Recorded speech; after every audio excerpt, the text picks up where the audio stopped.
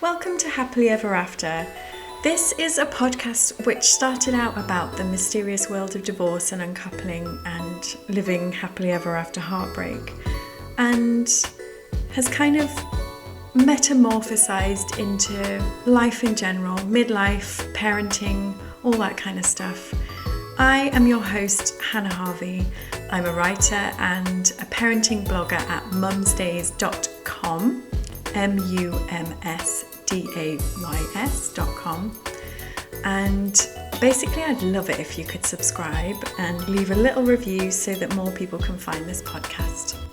I'd also really love to hear from you, so do contact me through Instagram at mumsdays with any of your stories of divorce, heartbreak, life, all the things, any thoughts you might have on this episode or even any questions that you might want answering. You can find all the details from this episode in the show notes. Hello and welcome to Happily Ever After with me, Hannah Harvey. Today I bring you a podcast that no one has ever asked me for, but I'm giving it to you anyway because it's my tips on traveling with kids. Now, I am no expert in travel and I'm not an expert in kids. I'm not really an expert in anything, actually. I did get a degree in civil engineering about 100 years ago, so I doubt anyone would actually even consider me an expert in that anymore. But I do have really great skills when it comes to Lego, anything related to sandcastle building activities, or building epic train tracks. So I guess from that respect, kids do quite like me, and as long as they don't mess up my creations, we get on really well. So I'm bringing you my tips anyway. As I've just got back from holiday abroad with my kids, and it was a resounding success. This is the first holiday we've been on since 2020, involving an aeroplane anyway. And it's also my first solo parenting trip. So I have to admit, when I booked it, it was with total trepidation, which meant when we got back and I'd had the best time ever, I then felt really guilty for not being more excited about the holiday in the first place. Good old mum guilt coming in there, which I know lots of you experience. And basically that brings me nicely onto my first point, which is you got to feel what you feel about this holiday. Basically, it's perfectly natural to not look forward to, or to feel nervous, or to feel anxious about going away with your kids.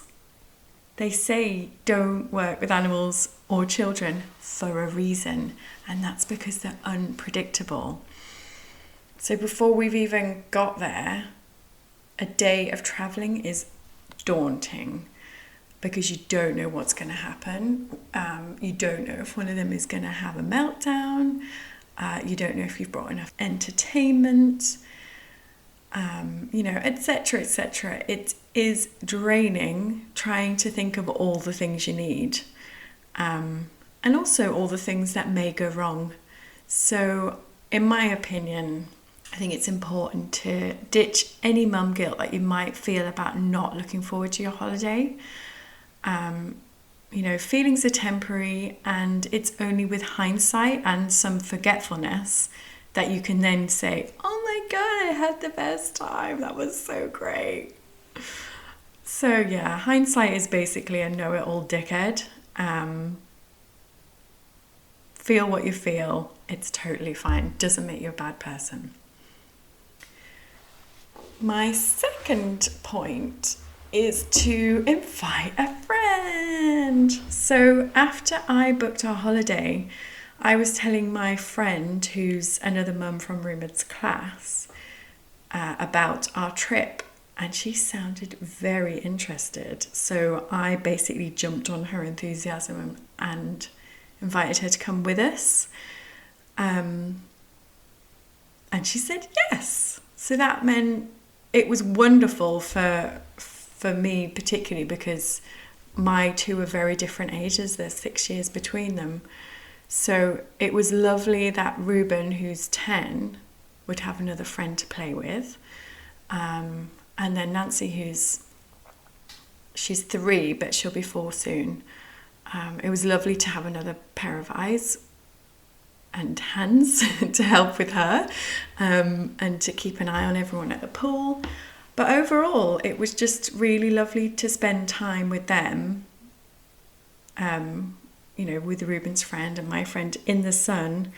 And we became the Lanzarote family. The thing that was a particular highlight for me, and which I hadn't realised how much I missed being a single mum now, was having meal times with another adult and our family. We managed to totally ditch devices and just have some really good chats, and we were laughing all the time, and it just felt really wholesome and lovely. So definitely recommend that one. My third point is to bring stuff for the flight. So sweets, iPads, switches, colouring in, little toys, magazines, books, anything to get you through. If you think you've brought enough, bring a few extra things just in case. And from previous holidays on long flights, I've always made up little packs that I can produce when times get pretty desperate. So they might have some felt tips in, or some little toys, or some stickers, maybe a little pack of sweets, or I don't know, something healthier than that. And in this case, I also took some jewellery tat for Nancy that I thought she'd like. And yeah, when there were several times on the flight out where she was kind of losing a rag and a bit bored, and having these little packs was brilliant. I was also very nervous that Ruben would be bored to tears because his iPad broke just before we left. And I was like, what's he going to do for 4.5 hours on a flight? But, he sat with his friend, and the two of them kept each other entertained on the way out, and he also had his Switch. So actually, they were totally fine. And the flight back was different altogether. It was just us because our friends got different flights back. But we were all so chilled and relaxed from the holiday that the flight was like the easiest 4 hours ever. The kids shared Nancy's iPad and watched things together. And Ruben even read a book, like an actual book, and he played on his Switch. But when his Switch ran out of battery, he then went back to reading his book. I know, it was magical, honestly.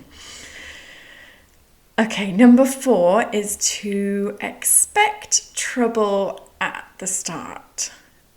I've mentioned this before, but transitioning for me from either having the kids to not having the kids, or not having the kids and then going back to having them, I always find that a bit of a struggle. It's like the change, I don't know, like you go from the calm and the quiet and you're just looking after your own needs to then total mayhem and lots of demands on your time, lots of decisions to make, which I find quite exhausting and like something I have to get used to again. And this sort of transition time is also when they are most likely to have a meltdown. And I've put this down to the fact that they can't fully express how they feel, and it's weird going from dad to mum, and they miss their dad, and all that kind of thing. So this can play out in tantrums or tricky behaviour, and yeah, I feel like you got to kind of expect that, and I always do, and just to take breaths and try not to get too stuck in it, feeling like it's always going to be like this, because it isn't. Things do calm down, and as long as you're calm, they'll feed off that as well. Which brings me to number 5, which is all about me really, and I call it chill the beans, because it goes hand in hand with point one and feeling what you feel. And I'm telling you this because I know some of you value it when I speak the truth about how I felt and perhaps what other people might feel. But basically, it took me a day to settle into the hellish place that was our resort. Honestly, on the first day, I was like, what was I thinking? This place is awful. That's terrible, isn't it? But basically, once I'd actually slowed down and once we had slowed down as a family, I could appreciate that we were together and see how much fun my kids were having. And by the second day, once I'd chilled the hell out, I then loved the place. Like I totally did, with its freezing pool and its terrible music and the noisy entertainment people and the very average pudding station and even the fact that my kids mainly ate chips. But I could appreciate it all, chill the beans and just enjoy myself. But yeah, it took a day or two to get there. So number 6 is very important because it's to make life as easy as you possibly can for yourself. And this may involve throwing the rule book out the window a bit, but I do think it's really important to do what works for you and your kids so that you can enjoy the holiday as well. Like there's no point going, I mean there is, like there's a lot of point in going away to spend time with your kids, away from like the grind of life and, you know, the week, getting kids to whatever clubs and thinking about school shoes and washing up and all that kind of stuff. But it can feel a bit like this holiday is just for them and just so they can spend time with you, but it's also so you can enjoy it. So my requirement for this holiday was to find the cheapest place that was all inclusive and had a kids club, because then that covered all the bases. I didn't have to cook, you know, all our meals were made for us.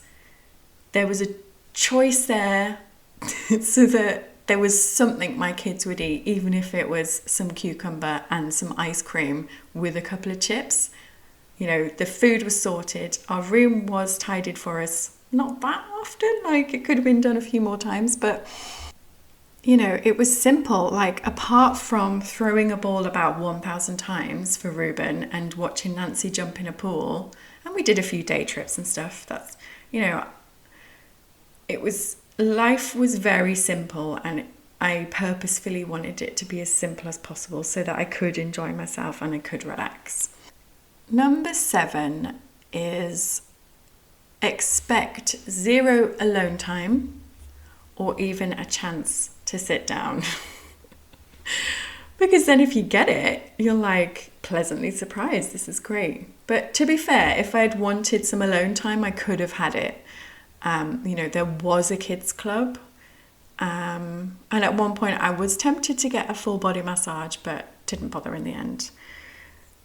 But basically, yeah, once we'd arrived and I stopped feeling like I hated the place, I didn't end up using the kids club for Nancy because we were just having a lovely time. We were there with our Lanzarote family, playing with them, and you know, even if they weren't around, Ruben is old enough to watch Nancy for 5 minutes if I need to go to the loo or something. So yeah, I didn't really need the chance for alone time. And the other thing is that I knew if I had some, I would have used it to work, or to beat myself up because I wasn't working. So it became pretty obvious after the first day that I really needed to not work and I really wanted to just play and enjoy being with my kids. Yeah, that did kind of mean that my bum barely saw a sun lounger. So if you do go away and you're like, I want some time to lie in the sun and relax, then make sure the options are there for you and get the kids club and all that kind of stuff. Yeah. Number 8 is to go to bed when your kids do. This is like my rule for life anyway. Like, I've always been very good at going to bed when my kids do. It's tiring having them on my own, and I know they're going to be up early. So every night to be honest, we were going to bed quite late because you do on holiday, don't you? And we were directly above the entertainment. So, it felt like at times that people were singing karaoke next to my bed, which was nice. But I just put on the AC for a bit of white noise, and, everybody went to sleep, so it was fine. But we'd all just go to bed at the same time, about 9:30. And I'd read a book for a little bit, maybe 30 minutes, but generally I was so exhausted from playing all day anyway. I just made sure I went to bed when they did, because no one likes a tired, grumpy mum. So Zeds are definitely essential on holiday. Number 9 is to embrace the routine. One of my favourite things on a holiday like this, a beachy type holiday, resort holiday, is when you fall into a routine. It sounds really boring because you're like, breakfast at 8, pool at 9, snacks at 10:30, but I really love it. To me, it's a sign of a good holiday when you've fallen into a nice, chilled routine. And 10 kind of links into this because it's about embracing repetition and keeping your goals small. Because in the same vein as embracing the routine, small goals and repetition are key to me being able to relax. And I can see it in the kids too. They're like, what's on the agenda today? And then they go, oh yeah, we just have to eat and play and sleep. There's a reason that babies like a routine and repetition, because it provides structure and it's reassuring. So for me and my monkey brain, which is normally doing, for all of us, whether you're a mum or not, or all humans, when you're in like life mode, you're busy thinking all the time and making decisions and what's happening next and when do I need to do that thing for, and deadlines and all the stuff. Like, for me and that busy bit of brain, it just loves to know what's happening next, and that pretty much all decisions aside from what I'm going to eat at the buffet have been taken care of. So yes, those are my tips for traveling with kids, and I guess really they're my tips on how to enjoy your holiday with your kids, because honestly, it's not a given. Just because we're on holiday doesn't automatically mean it's going to be fun. Fun for the parents. Often we're doing the same thing that we do at home, but on holiday and with no childcare.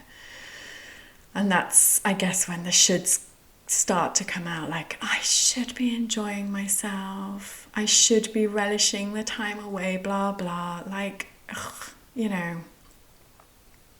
it's not always easy. So, like I say, these were my tips for enjoying your holiday with your kids. And they were: feel what you feel about the holiday. Don't beat yourself up for it. Invite a friend if you can. Bring stuff for the flight. Whatever you brought, bring another little extra secret thing as your backup. You can always use it on the way home. Expect trouble at the start. Everybody's overexcited. It's just going to happen. Chill your beans. And like I say, expect trouble at the start, feel what you feel, and then just relax into it. Make life as easy as you possibly can for yourself. I give you permission forthwith to do this. Expect zero alone time, or even the chance to sit down, but make sure you make time for that if you actually want it. Go to bed when your kids go to bed. Embrace the routine and embrace repetition, and keep your goals small. So my brother lives in Japan, and obviously that's a very long flight. So if you've got any tips for traveling on like long haul with children, please do let me know. Thanks for listening. I'll see you next time for another episode of Happily Ever After with me, Hannah Harvey. Please, if you don't mind me asking, would you mind leaving a review? And if you could subscribe, that would be fabulous too, because this helps more people find our podcast. And of course, if you've got a friend who might enjoy this episode, do recommend they listen too. And for anything else, any questions or thoughts, get in touch with me. I love hearing from you all. So yeah, do send me a message through Instagram at mumsdays, or you can email me, Hannah, HANNAH, at mumsdays.com. And I look forward to hearing from you soon. Bye.